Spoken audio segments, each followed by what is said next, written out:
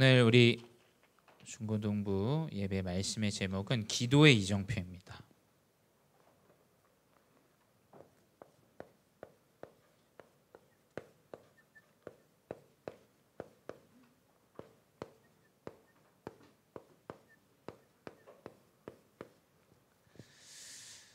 네, 우리 지금 계속 기도에 대해서 보고 있어요.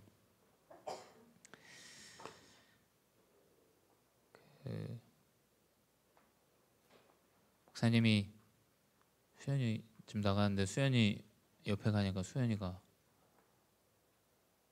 뭐 마치 잘못하는 사람처럼 이렇게 좀 얘기를 하더라고요. 근데 여러분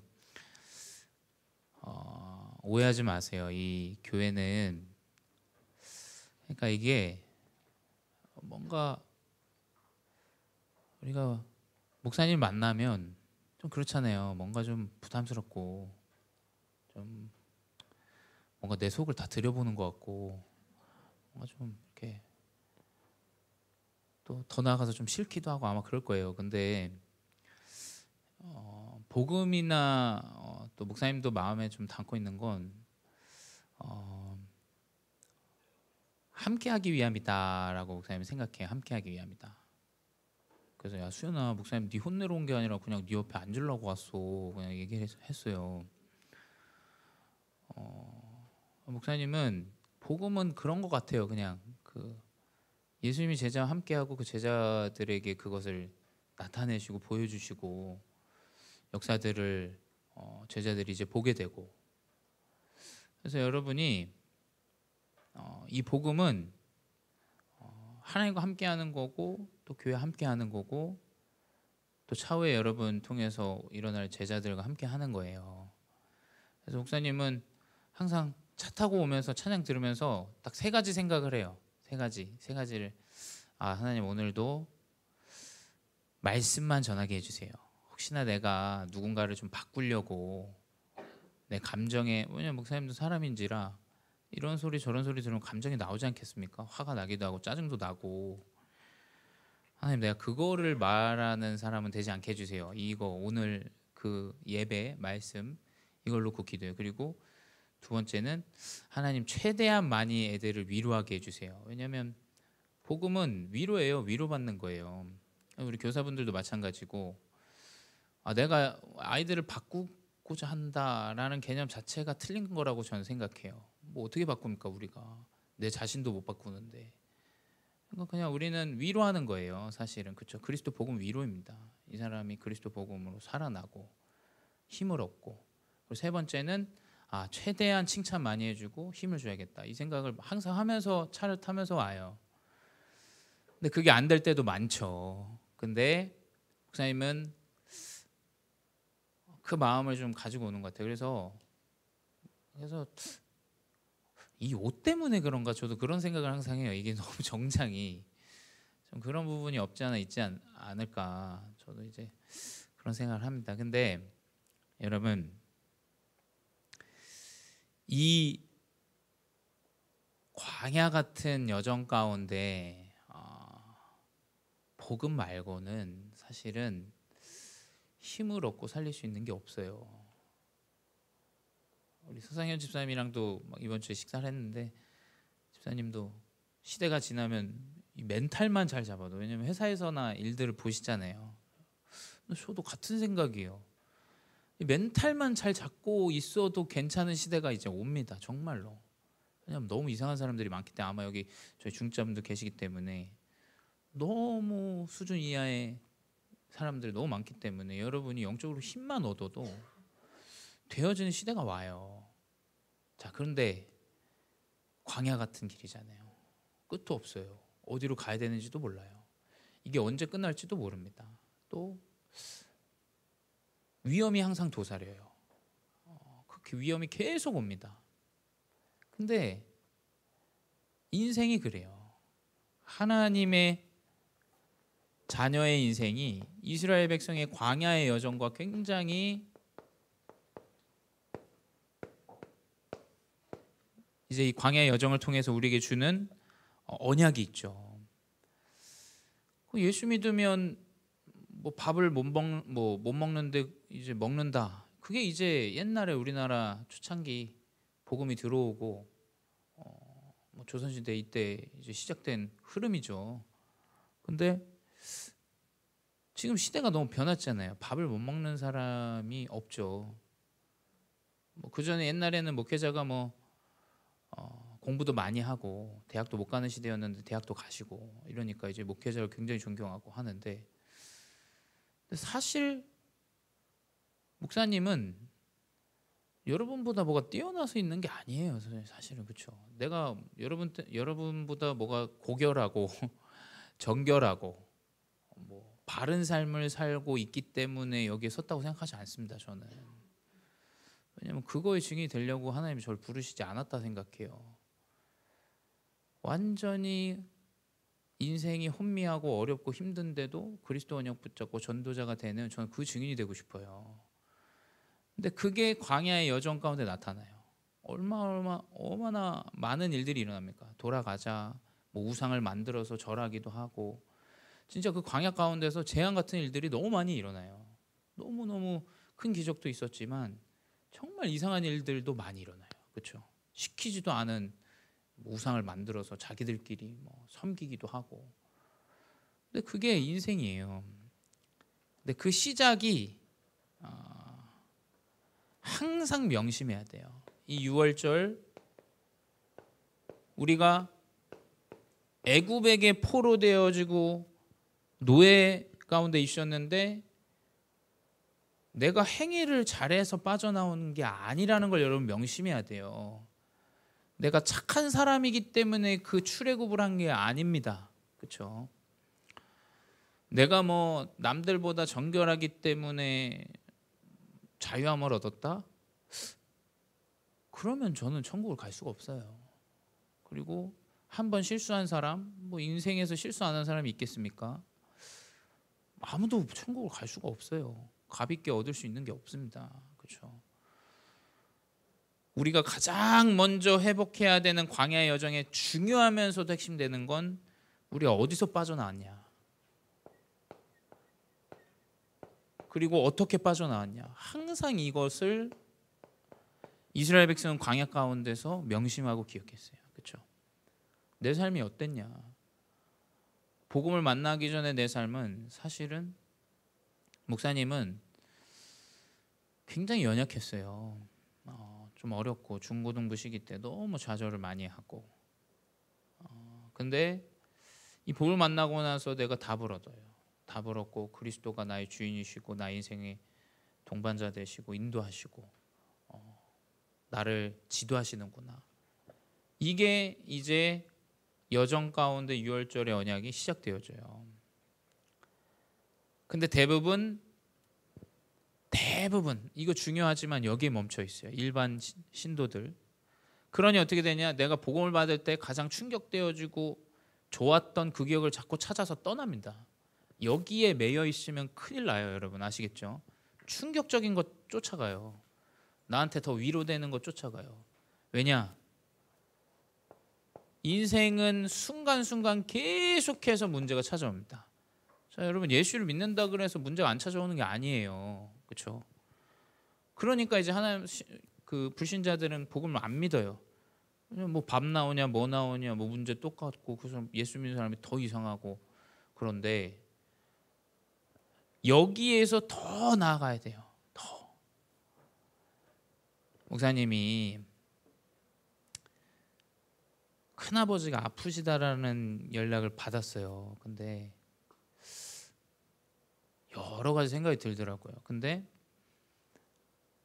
목사님이, 그래, 우리가 인생을 살아가면서 개인에게 질병이 찾아올 수도 있고 어려움이 찾아올 수도 있는데, 또 내가 뭐 잘못하다 사고가 나서 몸이 불구가 될 수도 있고, 아니면 나에게 정말 경제적인 어려움이나 내 삶의 어려움들이 와서 무너질 수도 있는데 내가 그 순간에 복음을 잡을 수 있을까? 그런 생각이 들더라고요. 왜냐하면 예수 믿었는데 왜 어려움이 찾아왔냐? 사람들은 다 그렇게 얘기해요. 그러니 하나님 믿지 않아요. 근데 여러분 명심해야 돼요. 오순절의 응답은 너에게 그 많은 문제들이 있지만 그 그리스도의 언약을 붙잡고 끝까지 답을 얻고 세계복음의 여정을 가겠냐? 저는 그렇게 받아들여져요. 문제는 옵니다. 언젠간 내가 사랑하는 사람은 떠나게 돼 있고요. 그렇지 않습니까? 누군가는 떠나요. 또 그 문제가 나한테 심각하게 올 수도 있고요. 근데 그 순간에도 변치 않고 그리스도 복음, 세계복음의 언약의 여정 이걸 가겠느냐? 그게 광야의 여정 아닙니까? 거기서 장사 치르고 광야에서 가족도 잃고 다 합니다. 막 전쟁에서 누군가 죽기도 하고. 그래도 이 여정을 가겠느냐? 아니면 이제 이걸 모르는 사람은 돌아가자 이거죠. 고깃국 먹으니까 노예고 뭐고 신분이고 뭐고 권세고 뭐고 그런 거 모르겠고 내 배만 채우면 된다. 진짜 말도 안 되는 일이에요. 여러분, 우리 렘넌트들은 뭐냐? 순간순간 찾아오는 문제에 답을 얻어야 돼요. 그게 사실은 광야의 여정의 응답이에요. 그래서 제가 봤을 때는 오순절의 마가다락방의 역사가 어마어마하게 나타났어요. 그게 준비하시는 거예요. 자, 예수님 떠났어요. 그럼 그걸로 끝이라고 하는 사람들은 떠나는 겁니다. 근데 그 언약을 붙잡고 전도자 여정을 사는 사람들이 소수가 있어요. 그렇죠? 그래도 이 여정을 가겠느냐? 우리 중직자분들과 렘넌트들이 그 언약을 딱 잡아야 돼요. 교회가 무너지고 난리가 나고 사람 때문에 뭐 때문에 이래도 이 여정을 가겠느냐? 당연히 가야죠. 돌아갑니까 우리가? 애굽으로 다시 돌아가요? 그 말도 안 되는 일을 우리가 왜 합니까? 사람 때문에 일 때문에 뭐 때문에 우리가 왜 다시 돌아갑니까? 그 돌아갈 수 없죠. 그래서 이 언약을 붙잡아야 돼요. 안 그러면 사람 때문에 치여요. 어떤 사람은 와가지고 교회 와서 누가 잘못했냐 뭐 잘못했냐 이것만 보다 가요. 그 진짜 재앙이에요. 재앙. 그렇지 않습니까? 내가 와서 누군가를 위로하고 살리려는 마음으로 와야지. 와가지고 뭐 잘못된 거 없냐 이거 잘못된 거 없냐 이거냐 뭐냐 진짜 힘들어. 여러분 그렇게 살아가면 안 돼요. 그거는 사회에서도 사실 각광을 받지 못해요. 그 마음과 생각은 피폐해져요. 결국엔 모든 여정 가운데 오는 문제 가운데 답을 얻고 살아가겠느냐? 이 언약을 딱 붙잡아야 돼요. 그러니 오순절 이후에 핍박과 어려움들 계속 오잖아요. 그렇지 않습니까? 계속 와요. 유대인 쫓아다니면서 계속 공격해요. 근데도 그 여정을 가요. 바울은. 왜냐? 그게 오순절 마가다락방의 역사예요. 그게 하나님이 역사하시는 귀한 능력입니다. 그러니까 우리 렘넌트들은 이 광야의 여정 가운데 매일매일 오늘 순간순간 해답을 얻어야 돼요. 답을. 그러면 수장절이에요. 수장절은 내 배가 터지게 창고에 뭐가 찼다가 아니야. 미래의 응답이에요. 여러분 창고에 곡식이 많이 차서 나 행복하다. 이건 누구나 다 합니다. 근데 우리의 수장절의 의미는 보이지 않습니다. 해답이 보이지 않아요. 미래가 답답해요. 근데 하나님이 예비하신 가나안 땅에 예비한 터와 응답이 있다라고 얘기를 해요. 그걸 믿고 가는 겁니다. 미래에 대한 보장을 안고 가는 거예요. 우리 렘넌트들은 과거, 현재, 미래에 대한 정확한 언약을 붙잡고 가야 돼요. 이러면 어떻게 되냐? 여러분이 안 하려고 해도 이정표는 사실은 여러분이 만드는 게 아니에요. 만들어지게 돼 있어요. 분명히 여러분 통해서 이 언약을 붙잡고 가는데 작품이 만들어집니다. 내가 열심히 해서 만든다. 우리가 복음을 왜 붙잡습니까? 그러면 교회를 왜 다녀요? 말씀 왜 듣습니까? 차라리 이 시간에 더 우리 스펙을 쌓고 열심히 노력을 하지. 우리가 그것도 할 수 없는 존재인데 그리스도 복음 때문에 하나님이 나를 통해서 작품을 남기신다라는 얘기예요. 그래서 여러분 속지 마세요. 속을 이유가 뭐가 있습니까? 속을 이유가 없어요. 언약을 붙잡으세요. 언약을. 그러면 여러분 가는 가운데 분명히 나타납니다. 그래서 결국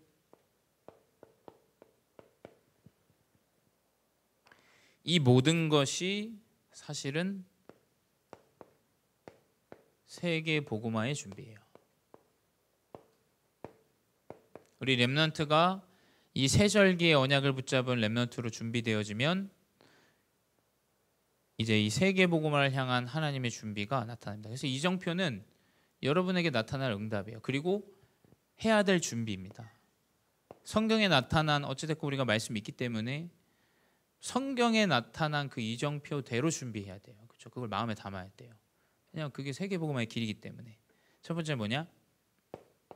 요한복음 19장 30절이에요. 이 서론에 이야기했던 이 세절기의 언약을 현실과 상황에 매이지 않고 완전히 흑암에서 벗어나는 출흑암의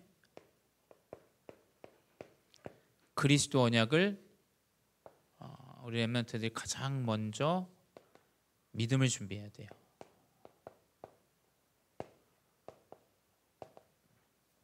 그래서 여러분 이건 노력하지 마세요. 믿음은 노력을 하는 게 아니에요. 믿음은 하나님의 은혜를 주시게 돼 있어요. 그 작은 의심을 여러분 마음에 담으세요. 하나님 나를 말씀을 이렇게 얘기하는데 혹시 나에게 하나님 나를 그 인생으로 믿음의 세계복음화의 주역으로 하나님 인도해 주세요. 이 작은 믿음이 여러분 모든 것에서 해방되는 응답이 돼요. 그래서 문설주에 피 바른 날 해방이 돼요. 그러니까 목사님 볼 때는 여러분이 어떠하냐, 예배를 잘 드리냐 못 드리냐, 자냐 뭐냐 관계가 없어요. 사실은 내 인생도 그렇기 때문에 뭐 나는 고결했습니까? 나는 중학교 고등학교 때 뭐 잘했어요? 그 기준이 아니라니까요.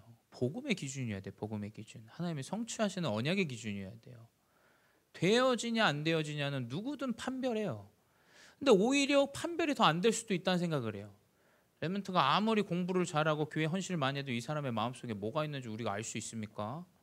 절대 알 수 없어요. 이상한 거 자만 들어갈 수도 있습니다. 그걸 우리가 어떻게 판별해요? 전달할 수 있는 건 언약밖에 없어요. 그리고 언약을 붙잡도록 기도하는 것밖에 없습니다.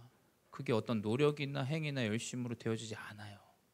안타깝지만 그 문설주의 피 바른 날 구원을 받는다. 의심하면서 바른 사람도 나오는 거예요. 그렇지 않습니까? 이방인도 바르면 나오는 겁니다. 이방인도 같이 나오지 않았어요. 이걸 뭐 잘 모르겠어. 근데 그냥 바르면 나오는 거예요. 그리스도 언약 붙잡으면. 이 사람의 행위가 뭐 그 안에 애굽이랑 뭐 놀면서 뭐 돈도 벌고 한 사람 있지 않았겠습니까? 그 사람도 바르면 나오는 거예요. 행위가 어떻게 이 애굽의 기준이 됩니까? 전혀 안 돼요. 문설주의 그리스도의 언약의 피를 붙잡으면 끝나는 겁니다. 이게 우리 렘넌트들의 세계복음의 준비예요. 이걸로 시작해야 돼요. 전 세계에 이거 없어서 완전히 율법 신비 이상한 복음으로 완전히 가고 있는데 우리가 어떻게 다른 걸 이야기하겠어요? 절대 안 됩니다. 그래서 이 십자가에서 피 흘리신 예수 그리스도의 언약을 붙잡고 예수님이 제자들에게 그 붙잡은 제자들에게 나타나세요. 그렇죠? 그리고 제자들이 그것을 가지고 예수가 그리스도라는 그것으로 구원받고 그것으로 예수 그리스도가 하나님이라는 그 언약을 붙잡은 자들의 집중이 시작돼요. 그 말은 뭐냐면 개인화의 준비예요. 자, 떠날 사람들은 떠납니다. 예수님 부활하셨기 때문에 죽었다 끝났다 한 사람들 이미 떠났어요. 그리고 예수님이 떠났기 때문에 이제 끝이라고 한 사람도 떠났겠죠. 하지만 예수님이 가르쳐주신 이 40일의 집중을 붙잡은 제자들이 오로지 기도에 힘쓰더라 라고 기록되어져 있어요.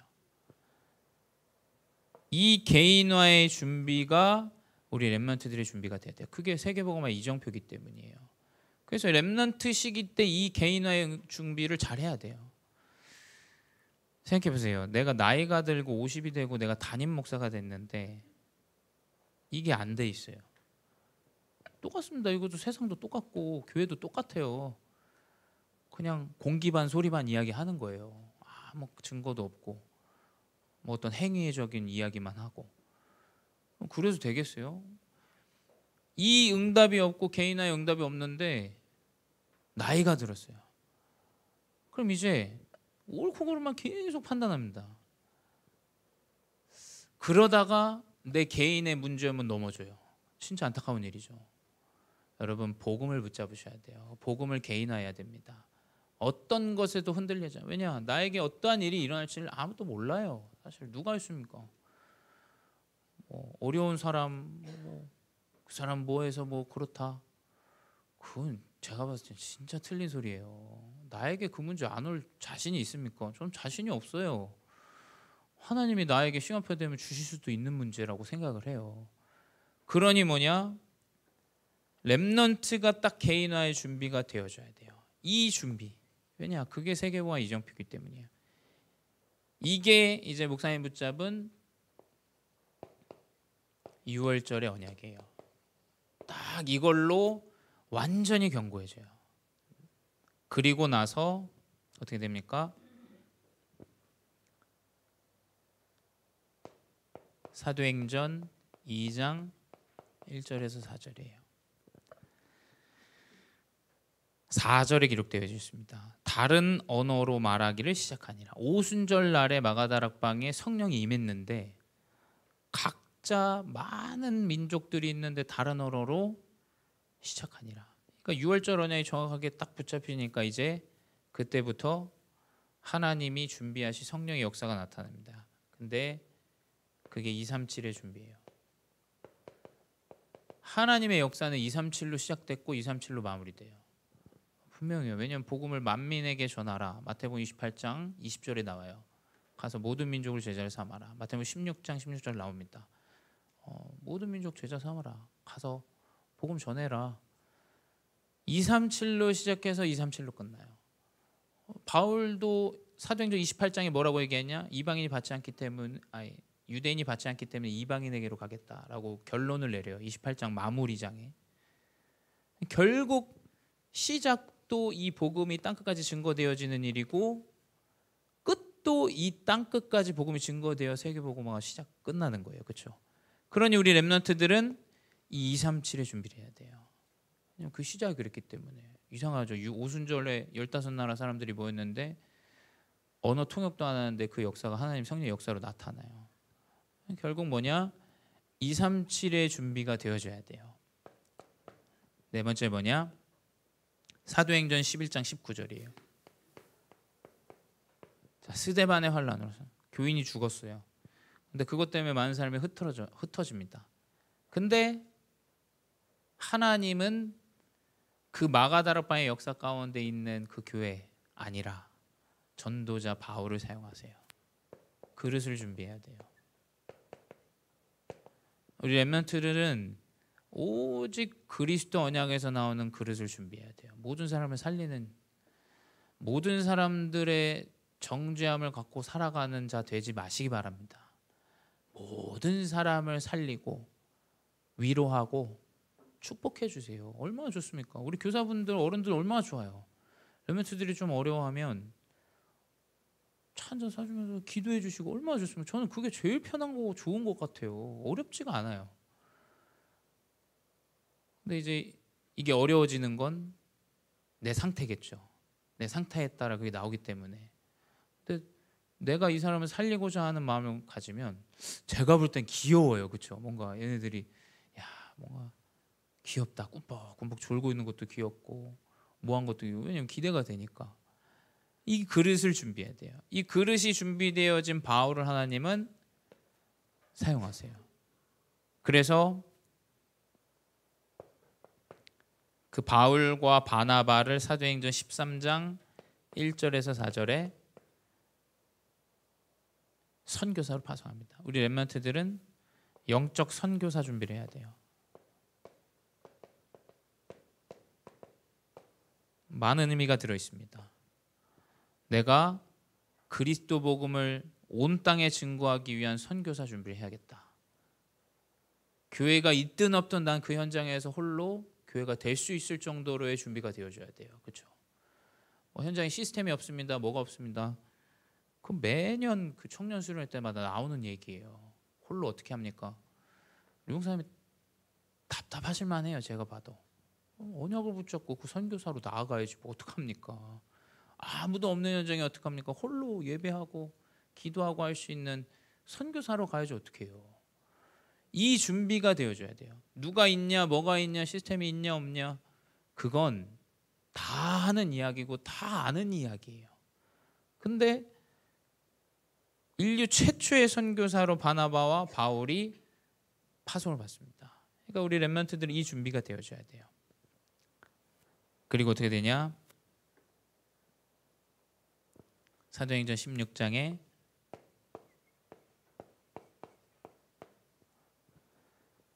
(6절에서 10절) 내 계획과 상관없이 내가 원하는 것과 상관없이 하나님의 계획을 찾는 준비를 해야 돼요.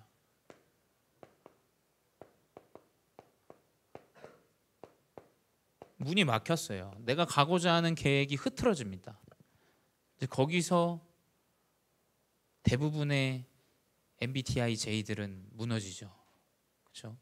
P는 조금 유연하게 하는데 J는 이제 무너져요.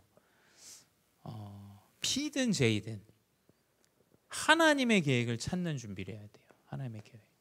하나님의 계획이 무엇이냐? 하나님 왜 나에게 이 시간을 주셨고 이 계획을 주셨냐? 그러니 어떻게 되냐?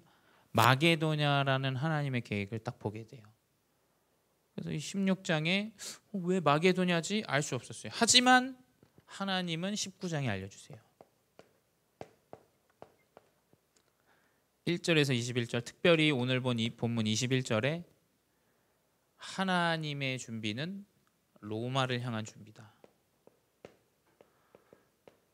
근데 로마로 가기까지의 모든 여정 안에 나오는 건 딱 세 가지 뜰이에요. 이방인, 회당, 후대, 그리고 3번의 영적 문제 걸린 자들의 치유. 자, 이 복음은 굉장히 사실은 성경적이에요. 그래서 저도 목사님도 메시지 듣고 확인하면 진짜 어마어마하게 이 컴팩트한 진짜 이 메시지가 잘 정리되어진 메시지예요. 그래서 이 7 이정표는 사실 우리 렘넌트들이 준비해야 되는 3개의 복음화의 준비예요. 그래서 이 3가지 뜰의 언약을 하나님은 준비시키신 거예요. 그래서 바울을 로마로 보내시죠. 그래서 마무리 생을 마감하면서 그 자택에서 구금당할 때도 이방인도 오고 모든 사람, 유대인, 뭐 로마인 다 옵니다. 그 방문해요. 그 복음 거기서 전해요. 왜냐면 그 전에 이미 이 3가지 뜰에 대한 로마를 향한 준비를 하나님이 하셨기 때문이에요. 자, 이게 오순절의 응답이에요. 왜냐? 계속 핍박과 어려움이 와요. 그렇죠? 계속 핍박과 어려움이 와요. 그래도 이 길을 가겠느냐라는 응답을 바울이 그 언약을 붙잡고 인도받아요. 그래서 여러분, 예수 믿는다고 바뀌는 거 없습니다. 바뀌는 건 영적인 상태와 힘과 능력이에요. 문제는 계속 올 거예요. 예수 믿어도 이혼하는 사람 많아요. 왜냐? 뭐 잘했냐 못했냐가 아니에요. 예수 믿는 사람과 결혼해서 뭐 내가 삶이 좀 나아진다, 그런 거 없습니다. 여러분 아시겠죠? 계속 오늘의 지금의 이 오순절의 언약 그리스도로 다 물어둬야 돼요. 그 여정 가운데 가야 돼요. 이게 하나님이 세계의 복음화의 언약의 오순절 성취입니다. 그래서 하나님이 이 오순절의 사도행전 2장 1절에 이렇게 역사하신 모든 여정이 저는 모든 것이다 이렇게 믿고 있어요. 그래서 렘넌트들이 모든 여정 가운데 지속적으로 답을 얻어라. 그래서 결론은 무엇이냐? 자, 이것 가운데 세워지는 건 그리스도의 제자입니다. 이게 수장절이에요.